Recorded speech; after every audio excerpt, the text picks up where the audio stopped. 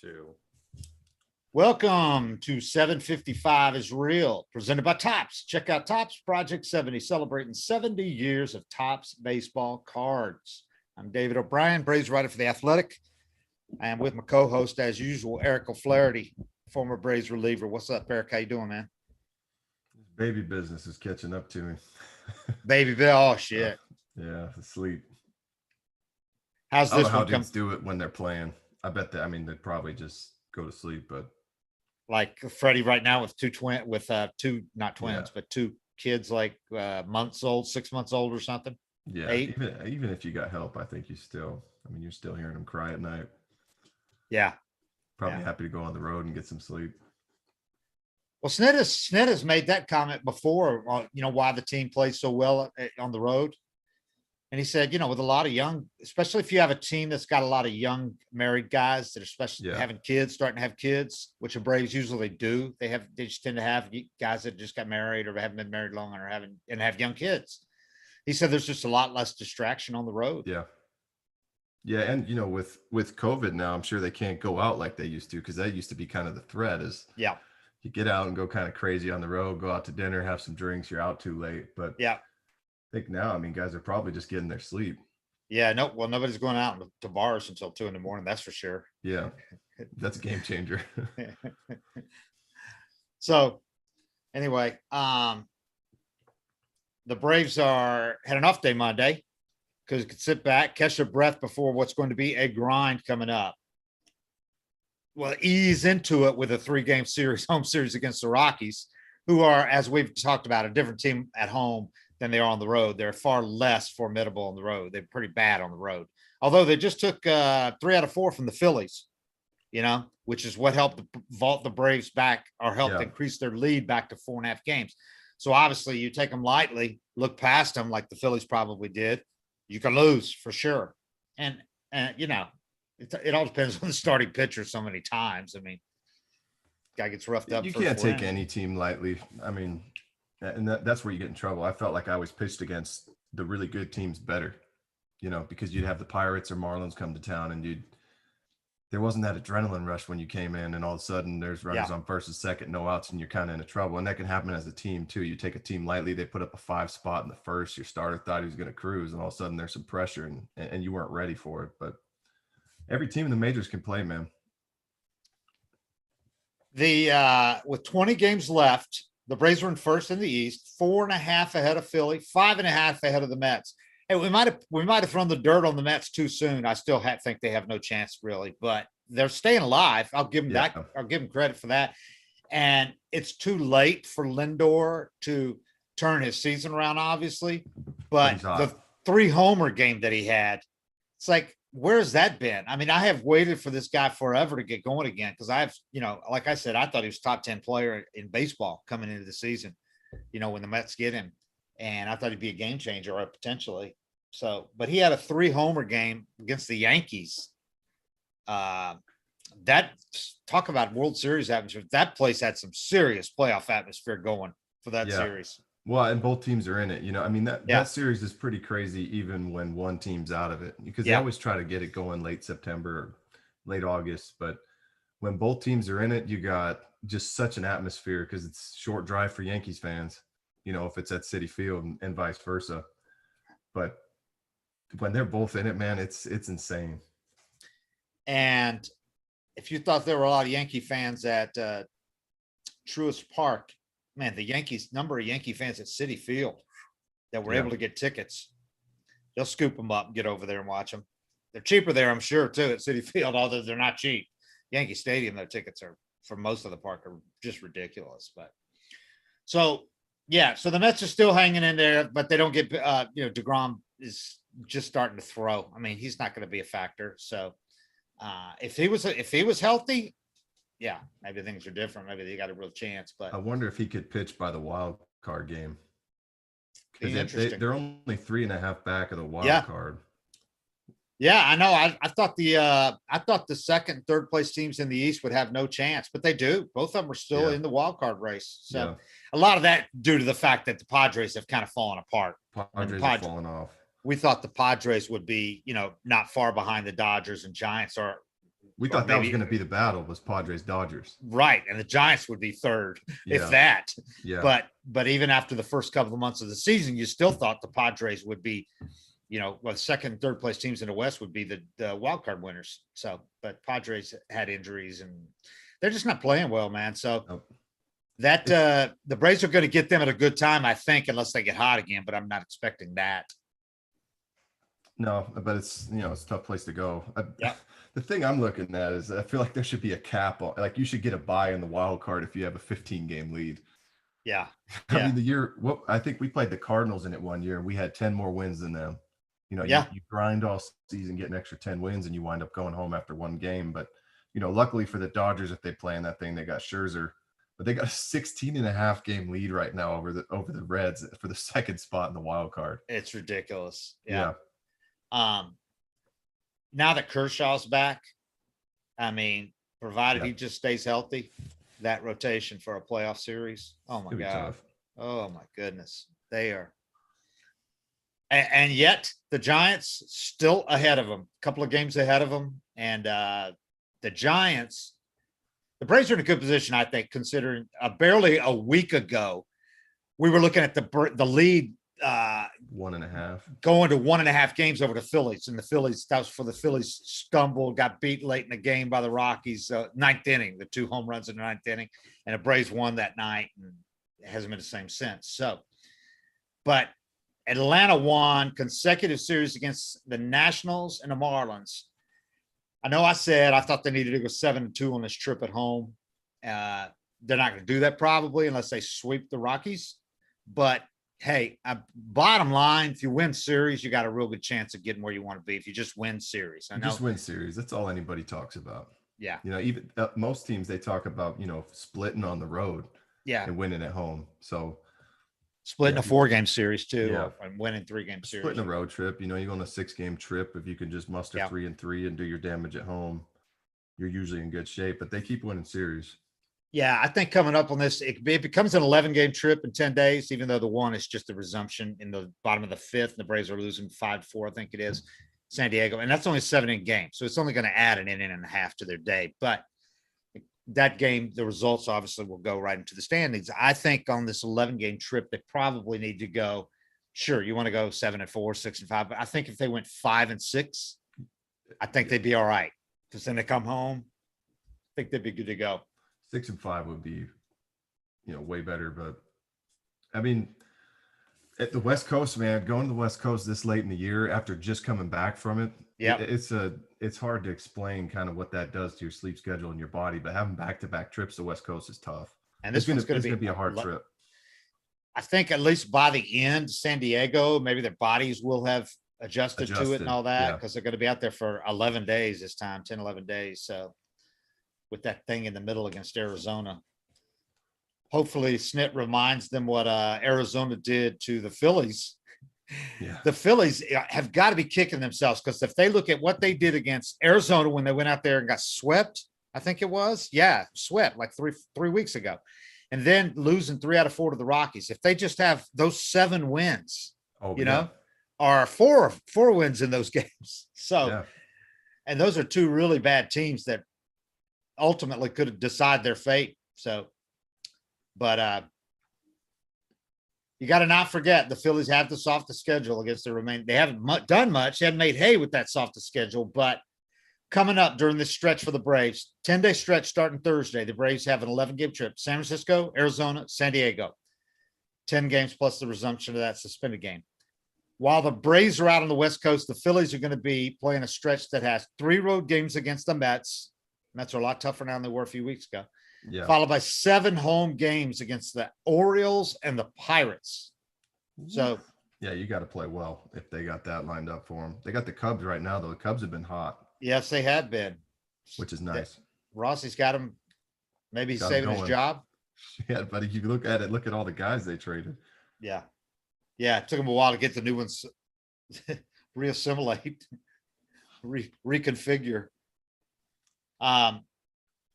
Speaking of the Giants, last night, they just destroyed the Padres and Hugh Darvish. Became the first team to clinch a playoff berth, although obviously they're aiming much higher than a playoff berth, but they're already in 94 wins now. Darvish lasted 4 innings, gave up 8 earned runs, 3 walks, 6 hits, including 4 homers. Is this guy, can he go more than anybody else from looking like the best pitcher in the league to looking like garbage? And I mean, he has some games where he strikes out like 10, 11 guys and his stuff just looks ridiculous, filthy. Yeah. But then other games where he just gets rocked. And it's like happens a lot. Yeah, I don't like him in a big game just for that reason. You know, I mean, I think there's a lot of guys that struggle in San Francisco because it's cold, and if you're a warm weather pitcher, you know, going from San Diego to San Francisco, it's a lot different. Yeah, atmosphere, different, chilly and foggy and all that. He's definitely hot and cold. I mean, he kind of reminds me of like the hitter version of Justin Upton. When Justin Upton's locked in, there's no better hitter in the game. It's bat speed, everything. You feel like he's going to hit a homer every time, but Justin goes through spurts too, where it's like strikes out every other bat, every other plate appearance. Yeah, and there's just guys like that. You know, I mean, that just shows you, you know, how much of a mental game baseball is, because Darvish never goes out there throwing 91. He's got the 97 every time. Got like 7 pitches. Got 7 great pitches, but you know, it's a matter of competing. Might have too many pitches.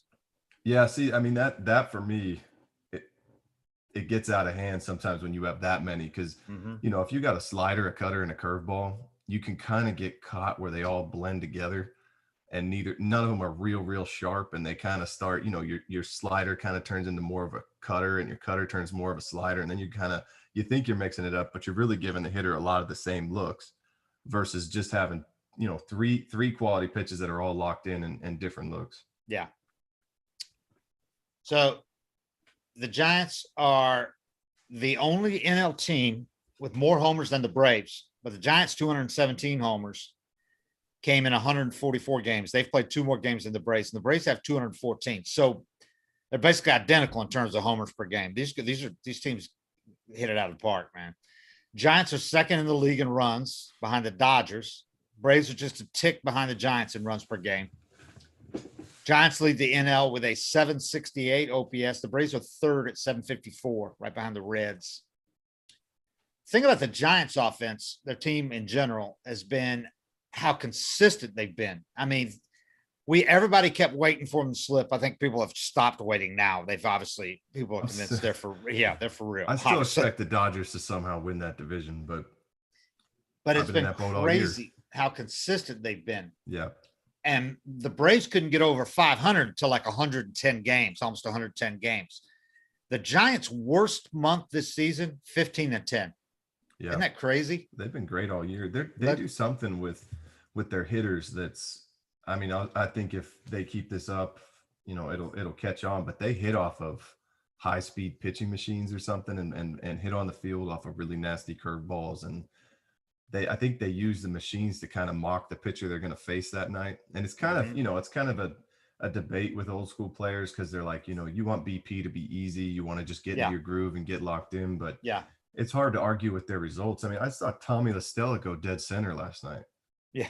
At that park, you know, that guy has transformed himself, man. He's a good player. Yeah. So, I mean, it'd be interesting to see if that kind of catches on around the league, but you can't argue it's working for them. This Braves team, obviously in the past 2 months, has been a far different and a far better team, far better than they were before the trade deadline. Lineup is so much deeper. Bullpen is so much deeper.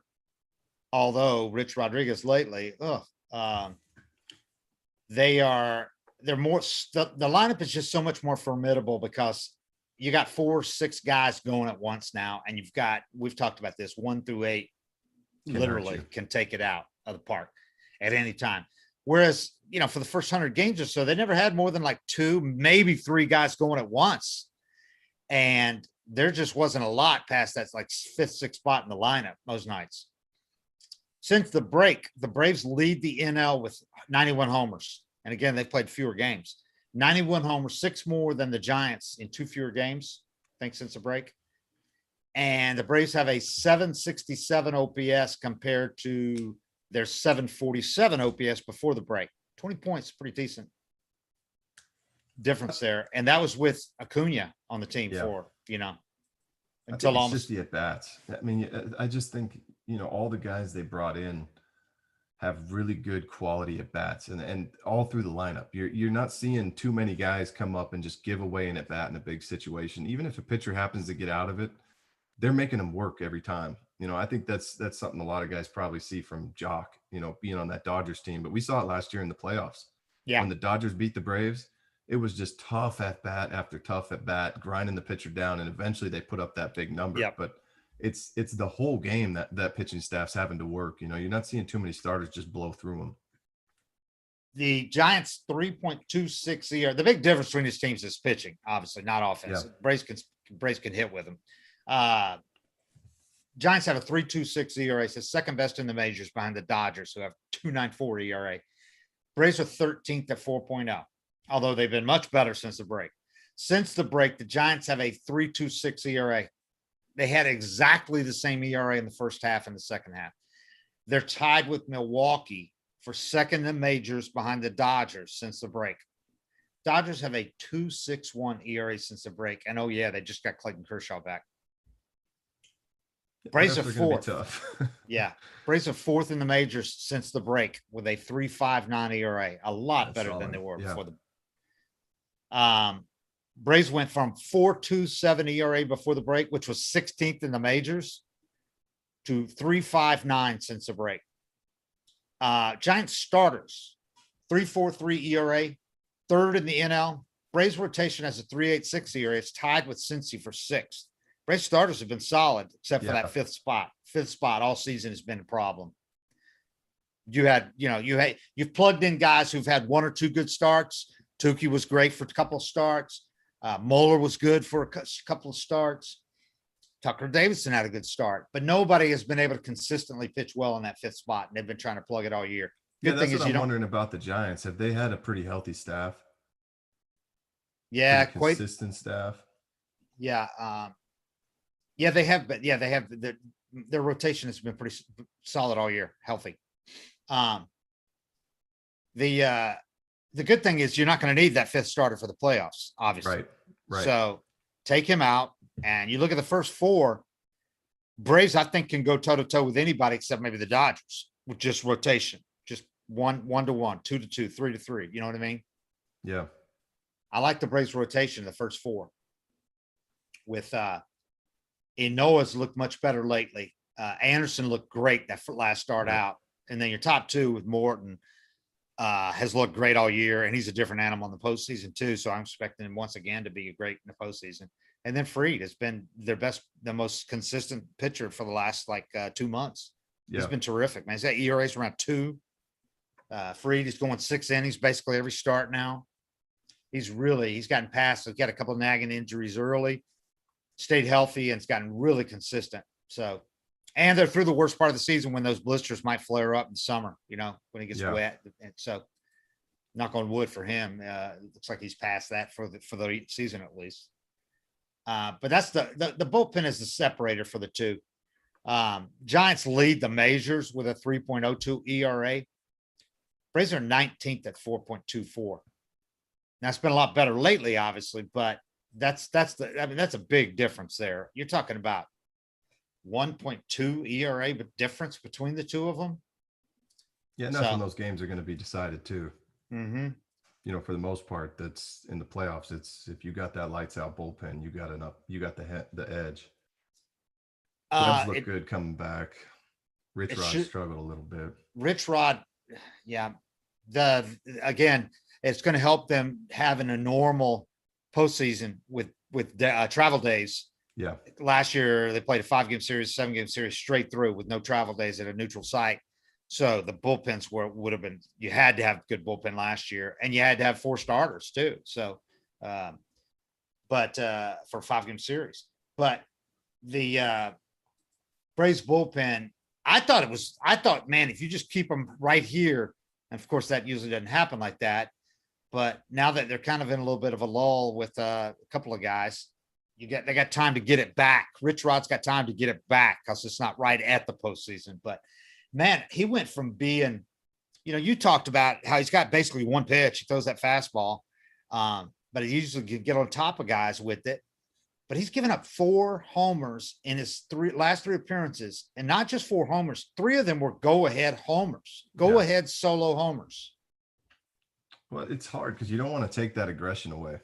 Mm-hmm. But I think Snit said it pretty well, his last time. He just said, you got to have something to get him off that fastball. And a lot of times, hitters are almost shocked when you keep challenging them, and that plays into his hand because he just keeps coming at him with his fastball, and it's got some kind of ride or spin to it where it consistently beats him to the spot. But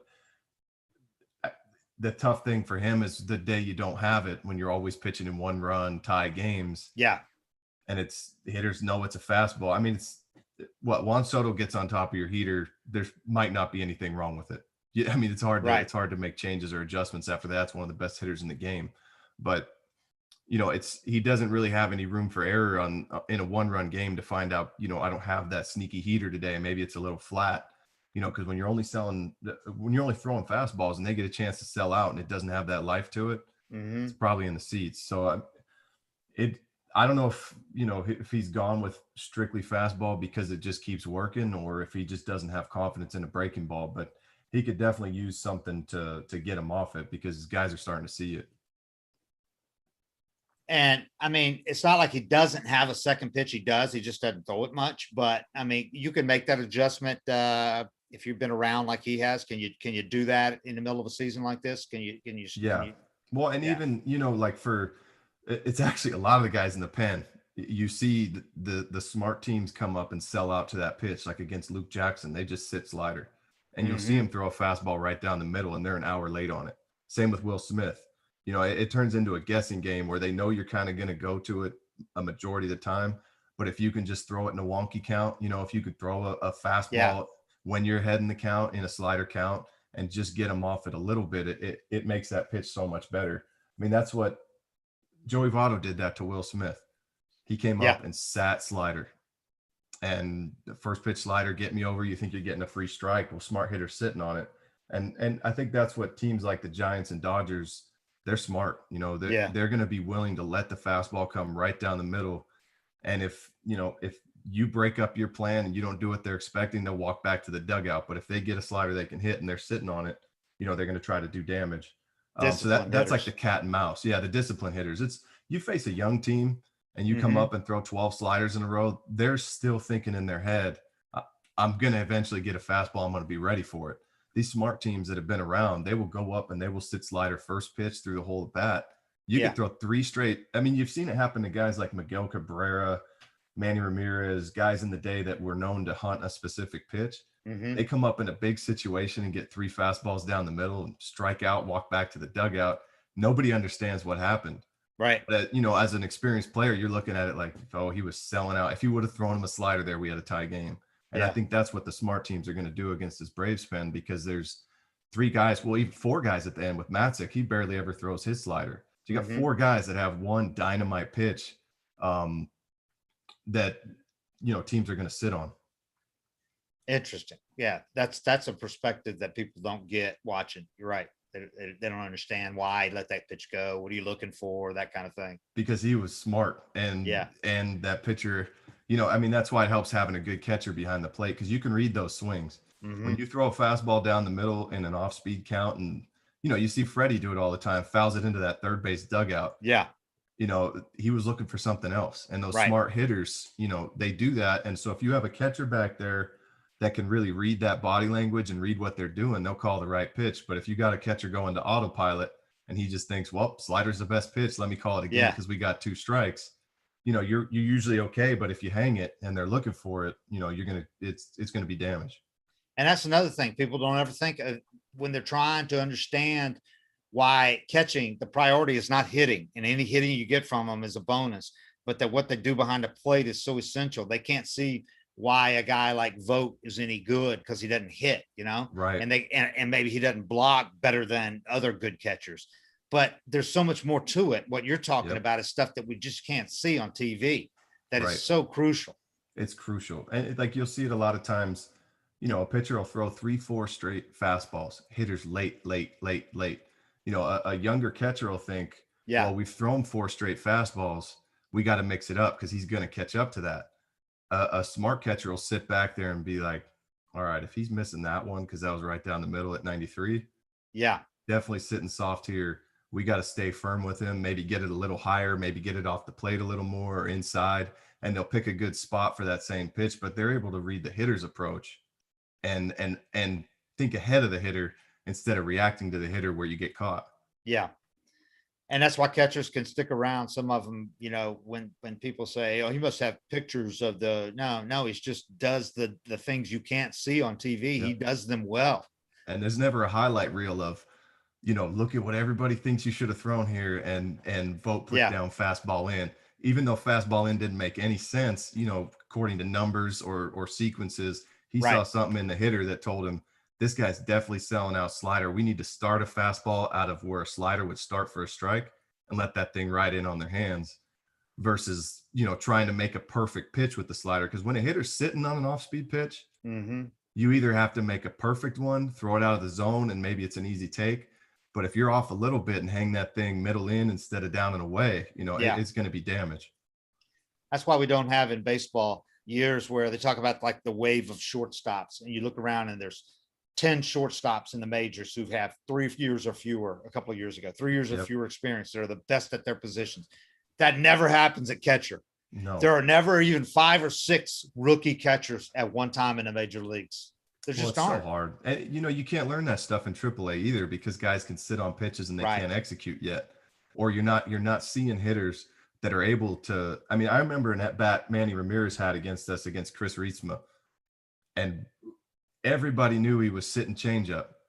And he just kept pounding fastballs. Manny probably fouled off like 12 fastballs. Yeah. And I remember watching it and I'd heard about Manny. I wasn't that developmentally in the game yet, but I was like, I heard he sits on pitches. I wonder if he's sitting on a changeup here. And it was a long at bat. And Manny was able to just keep fouling off fastballs until he got that changeup he was looking for, because that was Rietsma's go-to pitch. Yeah. He started that bat looking for it. If it would have been 0-0, he might have torched it. But he didn't get one until 12, 13 pitches in that bat. Finally got it and hit it a mile over the green monster and just stood there, for 5 minutes. Cause he had executed his whole plan, but that's the stuff that's kind of hard to appreciate. Yeah. And, those were the kind of bats you liked, and Markakis had them all the time. Yep. Freddie Freeman does it all the time where he will, and Ozzie fouls off a ton of pitches with 2 strikes, but Freddie gets up there and has these at bats. He had one the other day where he's got 2 strikes on him and he just fouls off like 4 or 5 straight pitches and then laces a ball to right field, and that just separates the good experienced hitters from, the younger. Maybe there's younger, really talented guys, but you don't see them having at bats like that, grinding out those at bats. Yeah. And that's why you sometimes see a really established veteran hitter look stupid because they threw the wrong pitch. It was like the pitcher messed up and didn't stick to his plan. Right. And that messed the hitter up. They wind up, they know when he gets to 3-2, he's throwing a split and they're thinking ahead. They're sitting on it. And then for whatever reason, that's why it helps to have that catcher back there. Yeah. Molina saw something and he calls a backdoor slider that the pitcher never throws, and it just locks him up and breaks over for an easy strike. And in the stands, you're sitting there like, how can he take that? Caught 2/3 of the plate. But there's such a cat and mouse going on that's hard to appreciate if you don't know, what the hitter's really thinking, trying to do. Those are the ones where the hitter doesn't really slam the helmet or anything. He just says, up, got me, walks back to the dugout. That's it. Yeah. Or you see the hitter do this, and they're just like, it doesn't make sense that he'd throw that there. So they'd eliminated that pitch, and then there it was. And they're just like, of course he throws the first backdoor slider he's thrown in 3 months to me, and they're just like, nothing I can do about that. Speaking of Freddie, he hit his 30th home run of the season on his birthday this weekend, on his 32nd birthday. I was kind of shocked that he's played 12 games on his birthday, which means he's played a game on his birthday every year, beginning with his September call-up, which he played on his 21st birthday, 0 for 1. But he's had like 450 with 3 homers on his birthday. Asked Snit about it after the game. First asked him about, having so much power up and down the lineup. And Snit said, what a luxury that was. He said, oh my God. Yeah. And he goes, and Freddie's got that easy power the other way. Freddie homered the left field. And it was a beauty. And he just missed the ball the other day too. Yeah. he said, I mean, he just stays inside the ball so good and stays with his approach. He just amazes me with how he never deviates from his approach. He never throws an at bat away, and how he stays with his approach and what he wants to do. I think young hitters should look at that. That's come over time. He didn't just show up here with that, and how special he is. I was talking to BMAC about that. Must have been 2000. It was the year we started this thing. So I don't know, maybe 2, 3, 4 years ago, before Freddie took that next step, because he was always good. But I was talking to BMAC about him. I said, you think he's going to be a Hall of Famer? And he said, I think he's got the chance, but he gives away some at bats. Where he was saying Freddie come up sometimes and swing first pitch and pop out. He goes, if you watch him when the game's on the line, that the person he turns into and the bats he has when the game's on the line, if he can bring that intensity to every at bat, he's going to be a Hall of Famer. And it was like the next year or a month later, he took it to another level, and he's been that guy since. Yeah, that was a few years ago. He had a dreadful slump, and it wasn't like the earlier this year when he wasn't getting numbers, but he was hitting the ball hard, and we saw him hitting the ball hard. He had a stretch for like a month, 3 weeks, a few years ago, where he just looked lost. Yeah, it was like, what is going on with this guy, man? And he doesn't have those anymore. No, he just doesn't. So he comes up. He's one of the last guys in the league I want to face with the game on the line. I think I faced him twice, and one of them was a pretty good at bat for me. I made just really good pitches, but one of them was kind of what I was talking about. He came up looking for the sinker in, and I got, slider, fastball, four-seamer off the plate. We got to 2-2, and it was like, all right, he's seen everything away. Let me come in on him. And I missed a little bit, and it was like middle in, but he was trying to shoot it out to left center, and it just missed his barrel. He flew out to the track at Turner Field. But I remember getting out of that bat just exhausted mentally. Like, I had nothing left for this guy. I showed him everything I had, and he still barreled my best pitch to dead center and almost got me. That's what the best hitters do, huh? The Chipper Jones is facing them. You're exhausted after you face them. Done with it, and you're just like, thank God that's over, because the good pitches I made, he fouled off, and that's so frustrating when you know what the pitch is, you make the right pitch, you throw your best slider, you get it on the corner, and you could tell you have them fooled, but they're able to just keep their hands back and stay balanced enough where they can just reach out and tap it and make you go again. And eventually, if they keep you in that at bat, eventually you're going to make a mistake. And I did, and he just missed it. But I remember finishing that at bat, like, I didn't know he was that good. I thought he was good, but I didn't know he was that good. Freddie can keep his hands in, man, and go the other way better than just about anybody right now in the game. Yeah. It's funny you mentioned Manny a couple of times. It gets lost because Manny did some stupid things, some silly things, had fun all the time, was a goofball. People forget how great a hitter he was, man. Oh, good Lord. That dude. He's had some steroid allegations too. So that that's what's keeping him out. That's what's keeping him out of the Hall of Fame. But just the pure ability. I mean, he's another guy that has that opposite field power. If you have opposite field power, a really smart approach, and you're willing to sit on a pitch and sell out and eliminate pitches like he could. Yeah. I mean, like that home run he hit off of K-Rod. Man. Yeah, he was. I'm trying to think who's comparable to him in the game today. I can't. High average, big power to everything. Him and Miguel Cabrera for me are guys that you're just like, I hope the lineup turns over in a way where I don't pitch against those guys today. Yeah. Acuna is maybe the first guy, the guy that does it more consistently than anybody to me, that hits home runs to right field like a left-handed pull hitter. Oh, just bombs. And I think that's Miggy was the master of that. If Acuna can, because people forget he's still like young and learning the league and everything. Oh yeah. If he gets to the point where Manny and Miguel Cabrera where they were sitting on pitches. Yeah. If he gets to that point where he ain't doing that. No, he's just reacting. He's just so damn good. Maybe he is, or maybe he's slowly learning and doing all that. But for me, he's just so talented and has so much bat speed. He can just cover everything. Yeah. But you still got a chance to get him out if you execute really well and have a good sequence. If he can get up to the point where he can sit on a certain pitch, because if he's sitting on a pitch, he could pull it or hit it out the other way. He'd be an impossible at bat. And I think he will be in the future. Asked Max Fried, who pitched that day, on Freddie hitting his line in the opposite field homer for his 30th home run. And Max said he's the MVP. When you see him drive the ball like that the other way, you can see things are getting back on track. He's one of the most dangerous hitters in the league. It's just a matter of time before he takes back off again. It's really awesome to see. And ask Charlie about because Charlie's been around, obviously faced the best hitters in the game during this era, played with plenty of them in Houston, Tampa, Philly for a year. And Pirates before that when they had, I think, McCutch. Yeah.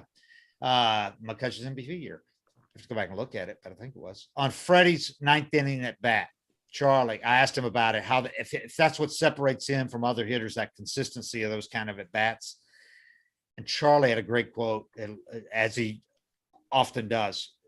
Really thoughtful, thinks about it for a second, speaks slowly, doesn't use any kind of cliches, just says what's exactly what he's thinking. He says, Yeah.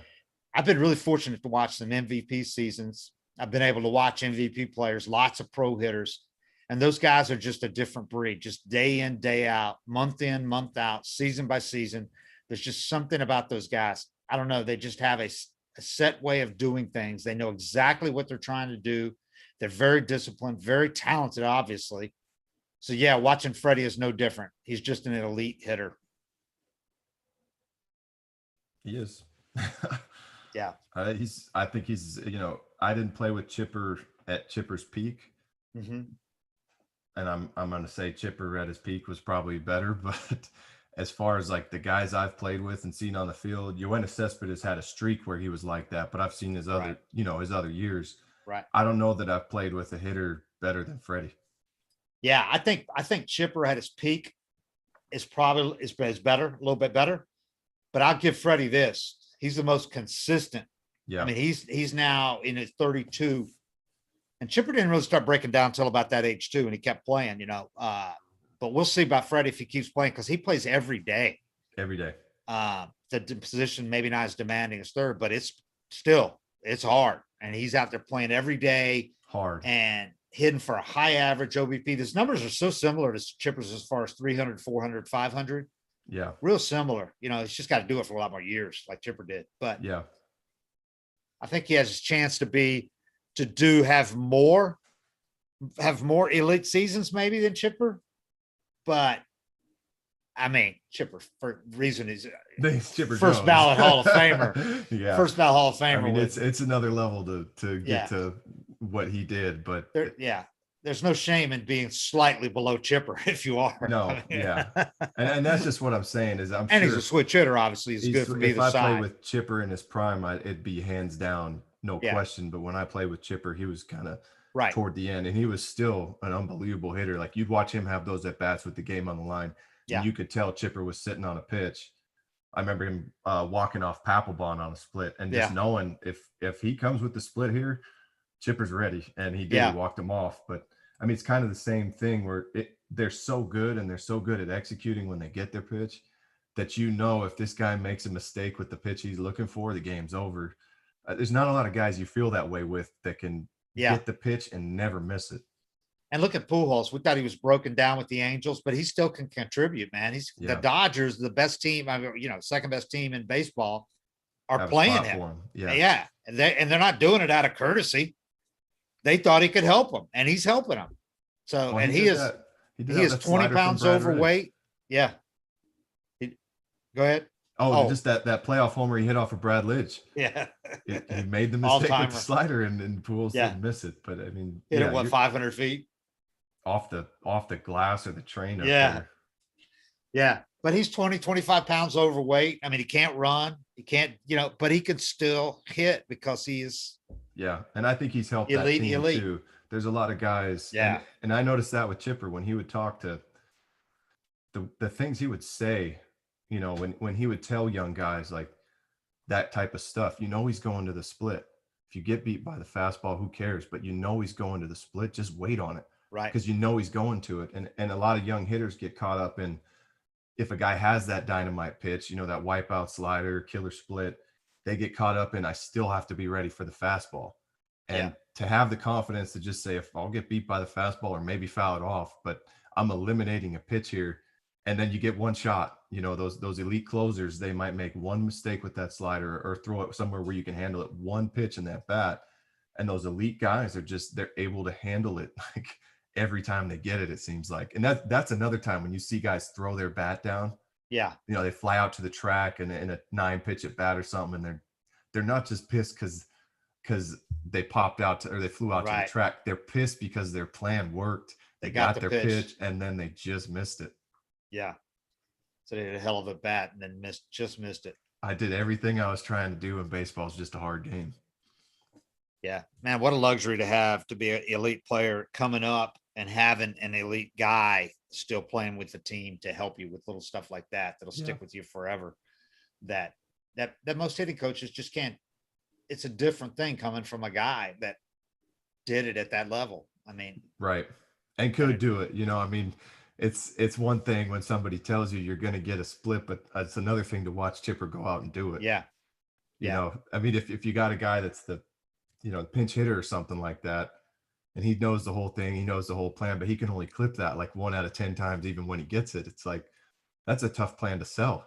But when you see Chipper go up and sit on it and get it, you're like, all right, that's what the best does. And that's why he's the best. So, you know, you're a lot more likely to get on board with it. And a lot of those Dodger guys are giving Pujols a lot of credit right now.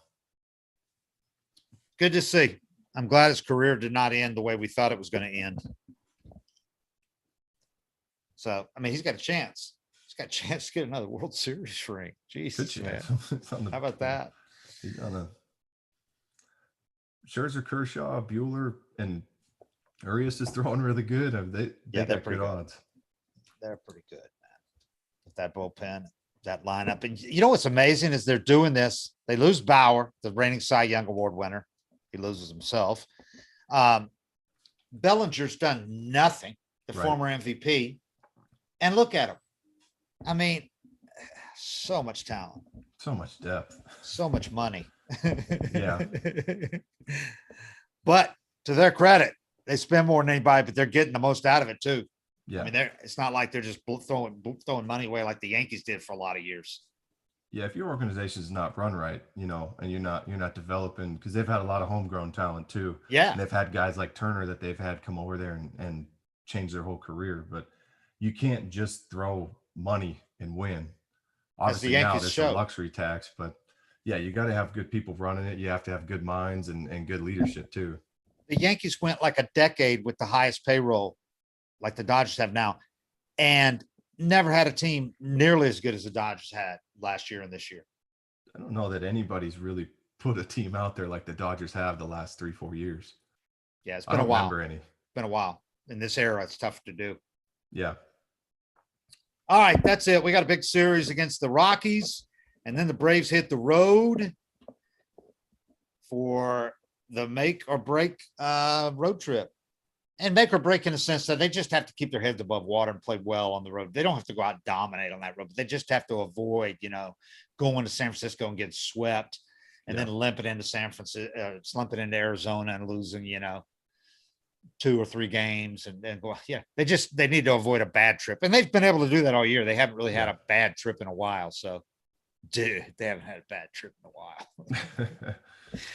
So it's going to be fun. We got 20 games left. It's down to 20 games. And if the Braves have a good road trip, they can start thinking postseason and who they're going to be matched up against, I think. But they still, if they don't lengthen this lead a little bit, they've still got that last week at home against the Mets and Phillies. So you want to make those games not so meaningful. Yeah. Yeah, you don't want to have to start thinking about who's pitching in the wild card game, or if you're winning the division, you know, lining up rotations and all that. Nobody wants to think about facing the Dodgers in a wild card game. Nobody. I mean, Scherzer in a wild card game is something I would pay so much money to see. I hope it happens. I hope they don't squeak out of that division, because I want to see him. Yeah. I want to see him pitch. I mean, at Dodger Stadium. I do too, man. His eyes might pop out of his head. He's going to be so intense. And it'll give somebody else a chance, at least, if, you know, in that division series, if they can't use Scherzer in the first 3 games. Yeah, that's a game changer. And I think that's something that, you know, I mean, that's what's going to make the Giants tougher. Is nobody obviously wants to play in that wild card game, but they want to make sure that if they're playing the Dodgers, I mean, they're going to play till the end, even if they clinched with, you know, Dodgers had a rough spurt and they clinched with 5 games left. they're still going to try to play hard to make sure the Dodgers have to, Oh, pitch yeah. Scherzer in that game, and they want him burned. They don't want to give up that division. Even if they weren't bitter rivals, if it was just somebody they didn't care that much about, but they are bitter rivals. And then they've got all that, what you just talked about. It's like, we didn't do all this work. Yeah. Be in first place for 140 games to lose it in the last 3 weeks after we've clinched a playoff berth. That's why I didn't think you didn't see him celebrating a whole lot after that last night. That was like, well, I mean, I saw some people kind of saying that always comes up where it's like, should we spray champagne? I think it happened one year when we clinched the spot with the Braves, and we were trying to debate whether we celebrate, but it's kind of like, if they don't spray some champagne and celebrate last night, and then you don't wind up winning the division, and then you lose the wild card game, you can have the season they just had and not spray any champagne. It's kind of like, you get a chance to spray champagne, you spray it, and if you win again and clinch the division, spray it again, buy more champagne. But you gotta, I mean, every chance you get to do that in the clubhouse, you got to do it. It's funny. You see different philosophies about that, and you see older players sometimes differently than some teams that have a lot of young guys. You just see different philosophies on that. Some try to be too cool, too cavalier with it. You're just like, we're not, we've got bigger things in mind. Don't celebrate at all, especially during the pandemic. But this is different now. Yeah, that's cool, easier. But it's a blast. There's nothing more fun than that. Spraying champagne all over the clubhouse, dumping on your teammate's head, everybody screaming. Like, and maybe don't get hammered tonight, but let's celebrate a little bit. And it really only takes you out of your game one day, because the next day they probably don't put the full lineup out there. But then a day after that, you're back to being Yeah. So I mean, I think they made the right call doing what they did, but. Plus, they'd been through some shit since they last won the World Series. Yeah. So it's not like these guys have been there and done that forever. Only a few of them have. Yeah, I feel like it's bad karma too to take anything for granted in the game, because they might not win that division. Yeah. And then you lose the wild card game, and you go home and you had a great season and didn't celebrate at all. I think they'd be different if this had been right after they won the 3 World Series in 5 years. Yeah, I was wondering, how Posey, Crawford, Belt, the guys that have been there a long time, like, they're probably not. But those are guys you ask. You ask Posey, you say, like, are we celebrating? What are we doing? And I'm sure those guys said, we're spraying champagne tonight if we win. All right. 7:55 is real. We'll talk again from San Francisco on Thursday or Friday. What day? Yeah, Friday. Today's Tuesday. All right. We're out. Thanks, everybody. Good work, gentlemen. Good stuff.